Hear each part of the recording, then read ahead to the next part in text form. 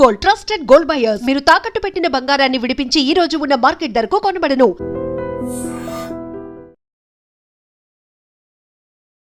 నమస్కారం, welcome to I dream. మన సంస్కృతి కార్యక్రమానికి స్వాగతం. నేను మీ విజిత.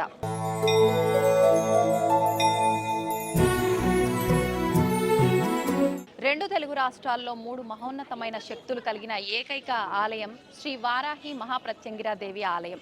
ఈ ఆలయం 50 సంవత్సరాల చరిత్ర కలిగి ఉంది. ప్రస్తుతం నేను ఈ ఆలయం దగ్గరే ఉన్నాను. ఈ ఆలయం వచ్చేసి హైదరాబాద్ కొత్తపేట్ ఆర్కేపురం ఇన్కమ్ ట్యాక్స్ కాలనీలో ఉంది. ఈ ఆలయానికి సంబంధించిన మరిన్ని విషయాలు లోపలికి వెళ్ళి తెలుసుకునే ప్రయత్నం చేద్దాం. పదండి నాతో పాటు.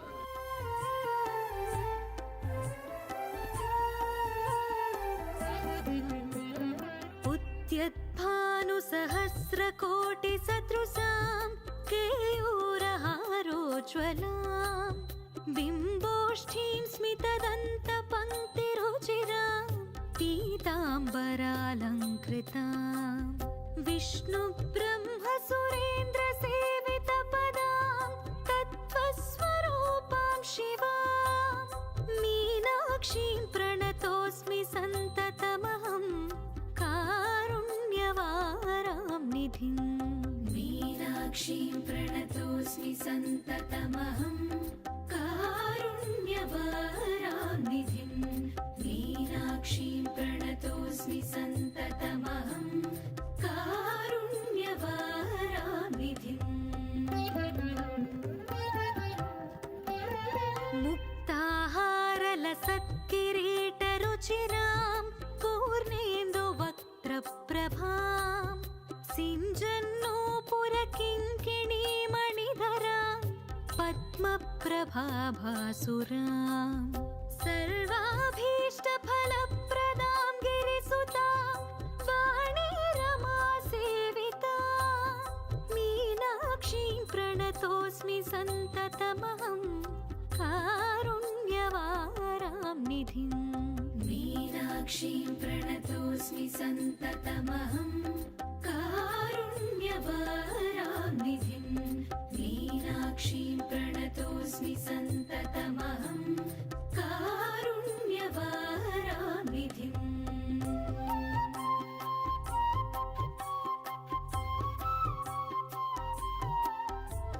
श्रीविद्यां शिववामभागनिलयां ह्रीङ्कारमन्त्रोज्ज्वलां श्रीचक्राङ्कितबिन्दुमध्यवसतिं श्रीमत्सभानायिका श्रीमच्छण्मुखविघ्नराजजननीं श्रीमज्जगन्मोहिनीं मीनाक्षीं प्रणतोऽस्मि सन्ततमहं कारुण्यवारा.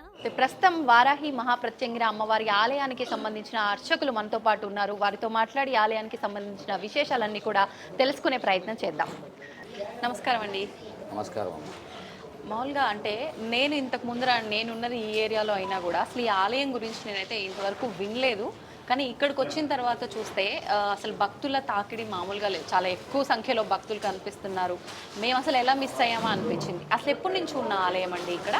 ఇది 1975వ సంవత్సరంలో చిన్న యాగశాలగా ప్రారంభమై దినదిన ప్రవర్ధమానం చెందుతూ ఈరోజు ఈ దేవాలయం అంటే నా కృష్ణశిలతో నిర్మించబడి అమ్మవారిని ప్రతిష్ఠ చేయటం జరిగింది. వారాహి ప్రత్యంగిర అమ్మవారు. ఇది ప్రప్రథమంగా ఆంధ్రప్రదేశ్లో అంటే ఇష్టా జ్ఞాన క్రియాశక్తి రూపాలైన రాజశ్యామల అమ్మవారు, అలాగే లలితా పరమేశ్వరి అమ్మవారు, అలాగే వారాహి అమ్మవారు ముగ్గురు కలిసిన ఏకైక దేవాలయం ఇదే. చాలా విశేషంగా అమ్మవారు పూజలు అందుకుంటున్నారు. భక్తులందరికీ కూడా వరాల జల్లు కురిపిస్తున్నారు అమ్మవారు. ఇది మన Kothapet road number 1 income tax colony శ్రీరామకృష్ణాపురంలో ఉన్నది.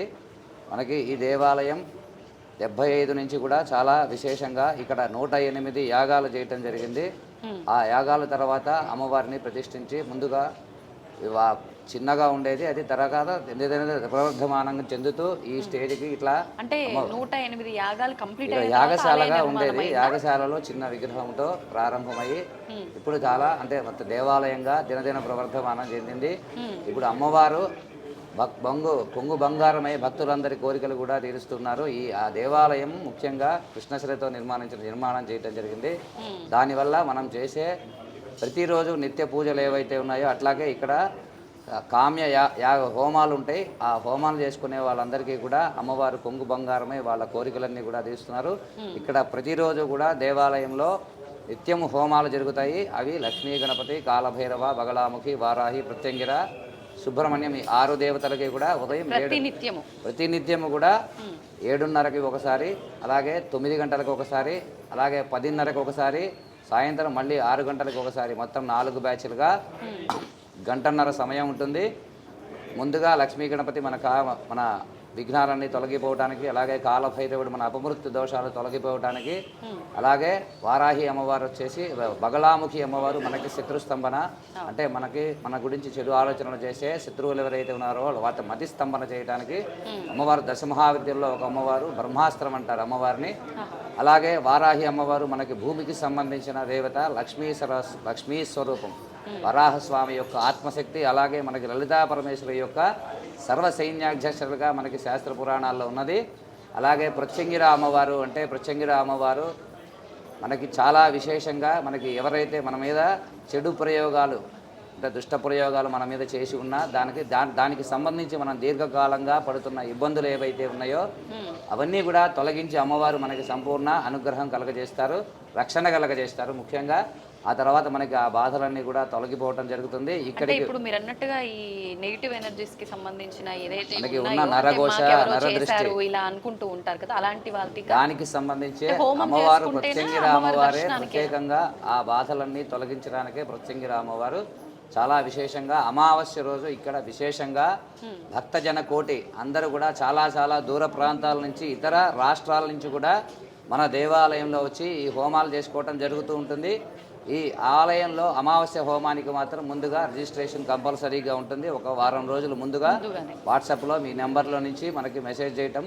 ఆ టైమింగ్ 6, 8:30, అలాగే 10:30 ఈవినింగ్, మళ్ళీ 4 o'clock, 6 o'clock, మొత్తం 5 బ్యాచ్లు ఉంటాయి. ఆ రోజు చాలా ఎంతమంది ఉన్నాయి? 5 బ్యాచ్ల్లోనే కంప్లీట్ అవుతాయి. ఒకవేళ భక్తులు ఎక్కువగా ఉంటే ఇంకా ఎనీ కేస్ మనకు గనక జనాలు గనక పెరిగితే మళ్ళీ వేరే బ్యాచ్ కూడా స్టార్ట్ చేయడం జరుగుతుంది. అందుకే ముందుగా రిజిస్ట్రేషన్ కంపల్సరీ. వచ్చిన వాళ్ళు ఆ డిసప్పాయింట్ కాకుండా వచ్చి తిరిగి అక్కడ చాలా దూరాల నుంచి వస్తారు కాబట్టి మనకి ఆ స్లాట్ దొరకలేని ఇబ్బంది లేకుండా ముందుగా ఆ ప్లానింగ్ ఉండటం జరుగుతుంది. అమావాస్య రోజు మాత్రమే ఎలా ఉంటుంది, నార్మల్ డేస్లో ముందుగా వచ్చేసి చేసుకోవచ్చు. ప్రతిరోజు కూడా 7:30, 9, 10:30, సాయంత్రం 6 గంటలకి ఉంటుంది. ఇప్పుడు మామూలుగా అంటే భక్తులు చూస్తే చాలా ఎక్కువ మంది కనిపిస్తున్నారు. మార్నింగ్ నుంచి సుమారు ఒక 1000 మంది వరకు వచ్చి ఉంటారేమో అనిపిస్తుంది చూస్తుంటే. అంటే ఇప్పుడు నవరాత్రులు ఆల్రెడీ ప్రారంభం అయ్యి జరుగుతున్నాయి కాబట్టా, లేదంటే ప్రతినిత్యం ఇలానే ఉంటుందా? మంగళవారము, శుక్రవారము, పౌర్ణమి, అమావాస్య ఇక్కడ చాలా విశేషంగా భక్తుల తాకిడి ఉంటుంది. నార్మల్ డేస్లో కూడా మామూలుగానే వస్తారు, ఎక్కువ వస్తూ ఉంటారు. కానీ ముఖ్యంగా మనకి మంగళవారము, శుక్రవారం, మంగళవారం మధ్యాహ్నం ప్రత్యంగిర అమ్మవారికి, చిన్న అమ్మవారికి ఉత్సవ విగ్రహానికి అభిషేకం ఉంటుంది. రాహుకాల సమయంలో 3 గంటలకు కూడా హోమం ఉంటుంది. లక్ష్మీ గణపతి, కాలభైరవ, బగళాముఖి, వారాహి, ప్రత్యంగిర హోమం. చాలా విశేషంగా వారాహి అమ్మవారు మనకి భూమికి సంబంధించిన వివాదాలు, అలాగే కోర్టు కేసులు, ప్రత్యేకంగా మన మీద అన్యాయంగా ఎవరైనా మనకి రావాల్సింది రాకుండా ఆపుతున్నా, అలాగే మన మీద ఎవరైనా అన్యాయంగా మనది లాక్కొని మనల్ని ఇబ్బంది పెడుతున్న శత్రువులు ఎవరైనా ఉన్నా సరే వాళ్ళందరికీ కూడా శత్రు నాశనం కావడానికి, అంటే శత్రువుల మీద మనం విజయం సాధించడానికి ముఖ్యంగా మనకి అమ్మవారు చాలా విశేషమైన అనుగ్రహాన్ని ఇస్తారు. దాంతో చాలామంది ఆ భక్తులు చాలామంది మనకి వచ్చి వాళ్ళ అనుభవాలు చెప్తున్న వాళ్ళు కూడా చాలా విశేషంగా ఉన్నారు. ఇప్పుడు సాధారణంగా వారాహి అమ్మవారు అనగానే మా అందరికీ తెలిసిన అమ్మవారు ఒక వారాహి మాత్రమే అని, కానీ వారాహి అమ్మవారిలో కూడా స్వరూపాలు ఉన్నాయి. కానీ ఆ స్వరూపాలు కాకుండా మనం ఇక్కడ అమ్మవారిని మాత్రం దక్షిణాచార పూజల ప్రకారంగా లక్ష్మీ అమ్మవారిగా సాత్విక రూపంలో ఆరాధిస్తున్నాము. అమ్మవారికి పసుపు కొమ్ములతో అర్చన చేస్తాం. ఇక్కడ పసుపు కొమ్ముల మాల సమర్పించుకుంటుంటారు భక్తులు, వాళ్ళ కోరికలు చెప్తుంటారు. అమ్మవారు కూడా అలాగే వాళ్ళ కోరికలన్నీ తీరుస్తున్నది చక్కగా.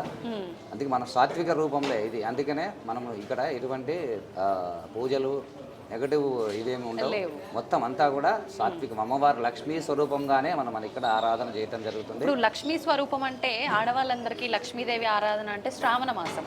మరి శ్రావణ మాసంలో కూడా కానీ ఇక్కడ ఆషాఢ ప్రత్యేకంగా మాసంలో ఈ గుప్త నవరాత్రులు అంటారు వీటిని. మనకి ఉన్న నవరాత్రుల్లో ఈ వారాహి నవరాత్రులు గుప్త నవరాత్రులు. ఆషాఢ మాసంలో శుద్ధ పాడ్యమి నుంచి శుద్ధ నవమి వరకు కూడా ఈ 9 రోజులు కూడా వారాహి అమ్మవారికి ఎక్స్క్లూజివ్గా ఈ వారాహి నవరాత్రి ఉత్సవాలు జరగడం అనేది మనకి ప్రతి సంవత్సరం కూడా ఆనవాయితీగా నడుస్తుంది. ఇట్లానే జరుగుతూ ఉంటుంది.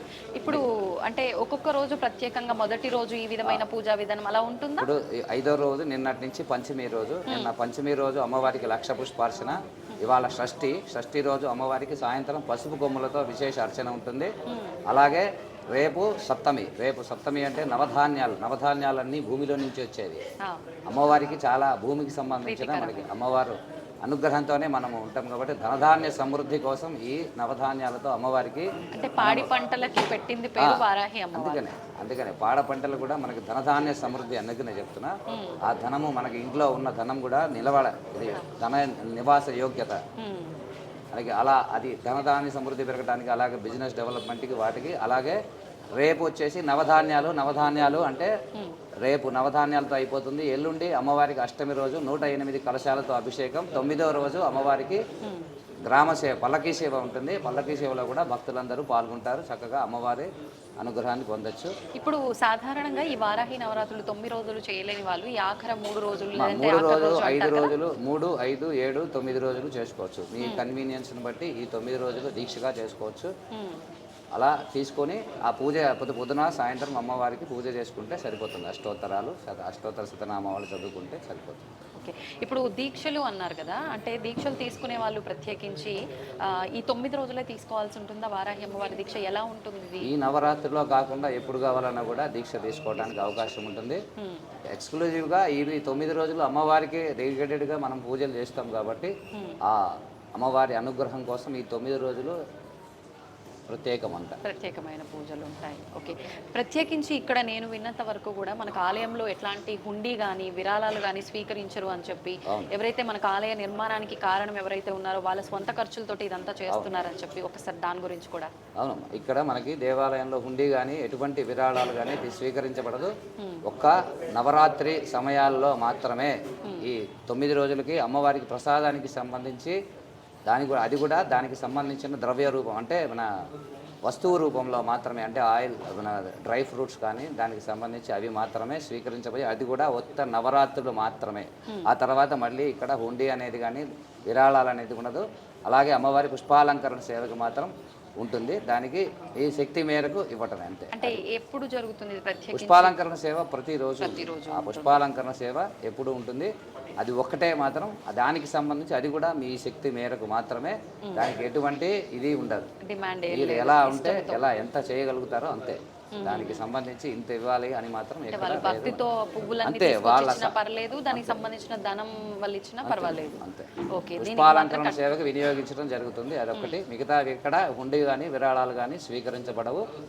అటువంటి అంటే మన పేరుతో కొన్ని వెబ్సైట్లు కానీ అలాంటివి రావటం జరుగుతుంది, డూప్లికేట్ వెబ్సైట్స్.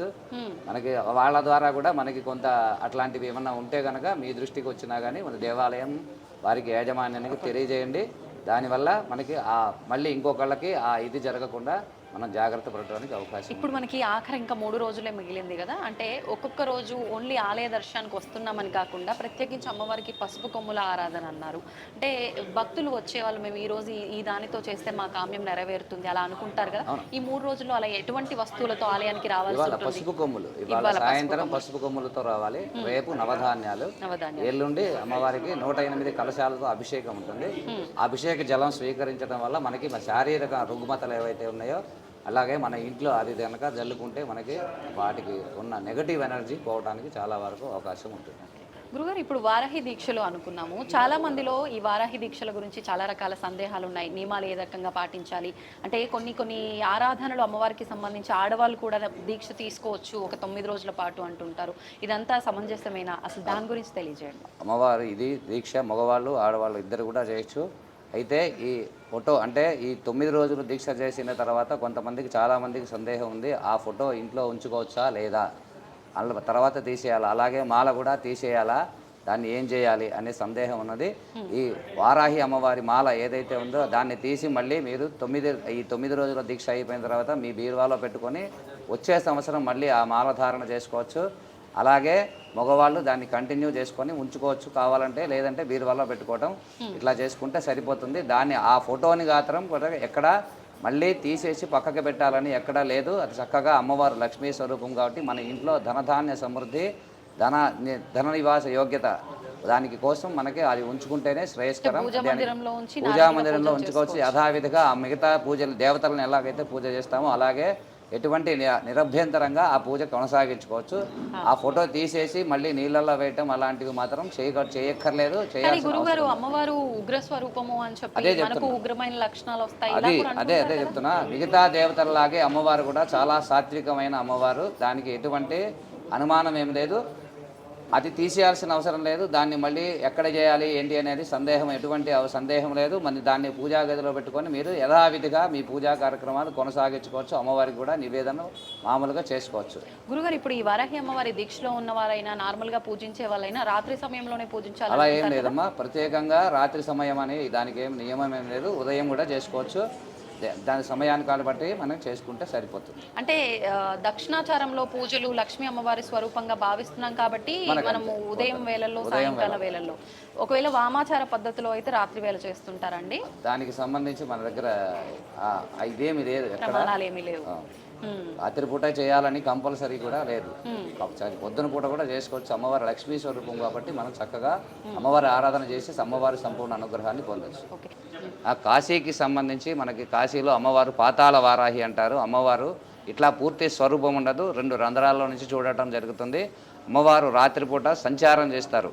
కాశీలో మాత్రం రాత్రిపూట సంచారం చేస్తారు. అమ్మవారు కాశీకి క్షేత్రపాలకురాలుగా మనకి శాస్త్ర పురాణాల్లో ఉన్నాయి. అమ్మవారు రాత్రిపూట సంచారం చేస్తారు. ఇప్పటికీ కూడా అది భక్తుల విశ్వాసం, భక్తుల నమ్మకం కూడా. అందుకనే చాలామంది రాత్రిపూట అమ్మవారిని పూజ చేయడానికి ఇష్టపడుతూ ఉంటారు భక్తులందరూ కూడా. అది ఓకే. అంటే అమ్మవారు సంచరించే సమయంలో పూజలు చేస్తే అమ్మవారు మమ్మల్ని చూస్తుంది, మా కోరికలు తొందరగా నెరవేరుతాయని అంటారా? మనకి ఎక్కడ లేదు. ఎప్పుడు చేసినా ఇదిగో ఇప్పుడు మనకి పొద్దున పూట చేస్తున్నాం మనం అంతా కూడా. రాత్రిపూట మనకి దేవాలయం ఏమి ఓపెన్ చేసి ఉండదు. పొద్దున పూట చేస్తున్నారు. అందరూ కూడా భక్తులందరూ వచ్చిన భక్తుల అనుభవాలు కూడా మన దగ్గర చాలా ఉన్నాయి. అమ్మవారు కొంగు బంగారమే. అమ్మవారు అడిగిన కోరికలన్నీ కూడా చక్కగా తీరుస్తున్నారు. భక్తులందరూ కూడా చక్కగా అమ్మవారి సంపూర్ణ అనుగ్రహాన్ని పొందుతున్నారు. ఇప్పుడు గురుగారు మీరన్న ప్రకారంగా తీసుకుంటే కాశీలోనే అమ్మవారిని ప్రత్యక్షంగా చూడటానికి వీలు లేదు అని అంటే నిజంగా అమ్మవారు ఉగ్ర రూపం కాబట్టే మనకు అలాంటి అవకాశం. మీరు అన్నారు కదా, వారాహి స్వరూపాల్లో చాలా స్వరూపాలు ఉన్నాయి. వాటిల్లో అది ఒక స్వరూపం. కానీ మనకు మామూలుగా సాత్విక స్వరూపమే ఇక్కడ ఉన్నది మాత్రం. ఓకే. ఇప్పుడు ఈ దీక్ష తీసుకోకుండా నార్మల్గా ఆడవాళ్ళు, ఇప్పుడు ఉదాహరణకి నేనే అనుకోండి, నేను దీక్షలు ఇవన్నీ ఏం తీసుకొని నియమాలు పాటించాల్సి ఉంటుంది. డైలీ నేను అమ్మవారి ఆరాధన చేసుకుంటా అంటే అప్పుడు కూడా నేనేమైనా నియమాలు పాటించాల్సి లేదమ్మా. మామూలు రెగ్యులర్గా ఆరాధన చేసుకోవడానికి ఏం లేదు. దీక్షలో మాలలో ఉన్నప్పుడు ఈ 9 రోజులు నవరాత్రులు చేసుకునే వాళ్ళకి మాత్రమే ఆ నియమ నిబంధనలు వర్తిస్తాయి. ధన్యవాదాలండి, చాలా చక్కగా వివరించారు. నమస్తే. శ్రీమాత్రే నమః. అమ్మవారి దర్శనం అయితే చాలా చక్కగా జరిగిందండి. అభిషేకము, అమ్మవారి అర్చన, హారతి అవన్నీ కూడా చాలా చక్కగా జరిగాయి. అయితే నాతో పాటు మీరందరూ కూడా అమ్మవారి దర్శనం చేసుకున్నారని అనుకుంటున్నాను. ఇదండి వారాహి మహాప్రత్యంగిర అమ్మవారి ఆలయం యొక్క విశిష్టత. మరొక మంచి వీడియోలో మళ్ళీ కలుద్దాం. ఇది ఇవాల్టి వీడియో. నమస్తే. తవ్వుతున్న శివలింగం సరే దాన్ని అట్లా కప్పేసేయండి, చూపించదండి. Krishna is there. మూర్తి పూజ కాదు, సాక్షాత్ బ్రజేంద్ర నందన భగవాన్ ఉన్నారు మూర్తిలో. ఏమీ ఆశించకుండా ఆరాధించే వాళ్ళు కూడా ఉన్నారా ప్రభుజీ? నిజమైన భక్తి అంటే మనకు తెలియదు కాబట్టి